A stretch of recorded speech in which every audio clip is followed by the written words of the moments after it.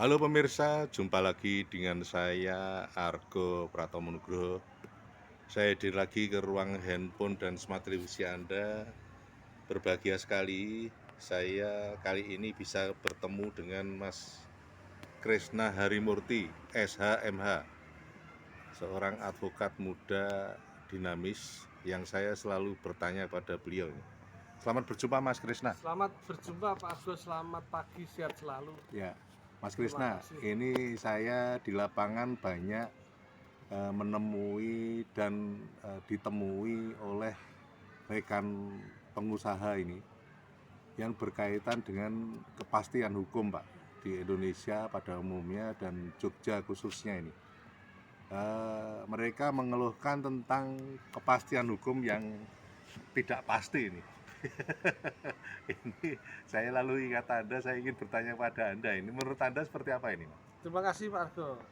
Topiknya sangat menarik dan hangat sekali. Ya, Kepastian hukum yang tidak pasti, Pak. ya, Khususnya terkait dengan iklim usaha. ya, Karena memang fondasinya dalam suatu usaha atau investasi itu harus jelas dulu regulasinya, Pak. ya, ya. Apalagi kalau ada namanya PMA, penanaman modal asing. Ya. Walaupun sudah diatur dalam suatu ketentuan, peraturan dari undang-undang maupun ada ketentuan lanjutan, tetapi yang paling terpenting adalah bagi investor yang menanamkan usahanya di Indonesia itu adalah untuk suatu kepastian hukum manakala menjalankan operasionalnya. Nah, tata kelola seperti itu khususnya dalam suatu regulasi belum sampai memberikan kepastian hukum.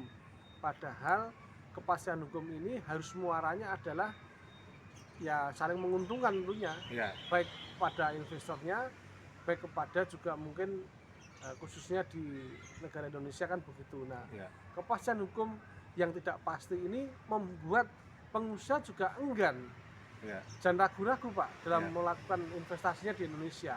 Satu contoh misalnya begini, ada suatu pemodal asing yang ingin menanamkan investasi di Indonesia. Yang pertama yang dilakukan adalah pasti memerlukan namanya due diligence Ya.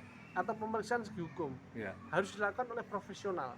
Tapi minimal dalam regulasi yang diterapkan oleh pemerintah itu tentang masalah share profitnya dan kemudian tentang kepastian terhadap jangka waktunya terkait dengan hal yang diperlukan itu harus sejalan Pak Argo. Kurang lebih seperti itu. Ya, ya, ya. Itu yang kaitannya dengan pemodal asing ya. Jangankan itu Mas, di domestik kita sendiri ini kita lihat misalnya di Jogja ini kan banyak hotel-hotel berbintang gitu. Iya. Itu saya lihat memang sepi, artinya pergerakan hotel berbintang itu kan mereka memang biasanya kalau dulu-dulu kan itu pengusaha kan melakukan dinamisasi usahanya antar provinsi, antar kota itu ya. Ini kelihatannya di Jogja sendiri itu sangat sepi sekali. Bahkan teman saya yang pengusaha hotel berbintang itu juga banyak mengeluh juga itu. Gimana Mas? Baik, itu tadi dari sisi PMA Pak ya. Sekarang justru yang dari dalam negeri, khususnya investor yang ada di negara kita, tentunya kan hal tersebut juga perlu memberikan regulasi Pak. Karena kalau memang tidak ada regulasi setingkat, bisa undang-undang sebaiknya memang. Yang kedua peraturan pemerintah. Ya. Atau Perda kalau di Jogja ya. Perda lah, paling tidak perda itu paling terendah Pak ya. Ya. Sehingga iklim usaha itu akan berkembang Pak. Orang juga justru takut Pak menginvestasikan uangnya tanpa ada arah dan tujuan yang khususnya adalah regulasinya. Itu banyak sekali kita lihat ya, fenomena para pengusaha justru lari ke luar negeri, menginvestasikan uangnya di luar negeri karena mungkin mendapatkan profitnya lebih besar, dan yang kedua keamanannya. Ini penting loh Pak. Stabilitas nasional politik di Indonesia itu berdampak pada iklim usaha. Stabilitas ekonomi di Indonesia itu juga berdampak. Maka yang paling penting adalah ketidakpastian hukum ini tidak hanya regulasi saja, tetapi kebijakan yang saat ini diambil oleh pemerintah muaranya adalah untuk menciptakan iklim usaha itu. Iya, iya. Itu penting sekali Pak. Iya. Terakhir Mas, harapan Anda yang menyangkut kepastian hukum ini seperti apa? Anda sebagai salah satu penegak hukum di Indonesia, khususnya di Jogja ini. Ya tentu bagi seorang advokat yang ditekankan adalah umpama ya, Ya. kita mendapatkan klien Ya, akan melakukan investasi dalam hal bidang apa misalnya. Tadi Bapak menyebut salah satu bidang perhotelan. ya, Masih banyak ya, tapi minimal adalah pasti legalitasnya dulu. ya, Harus berhati-hati sebelum melakukan itu.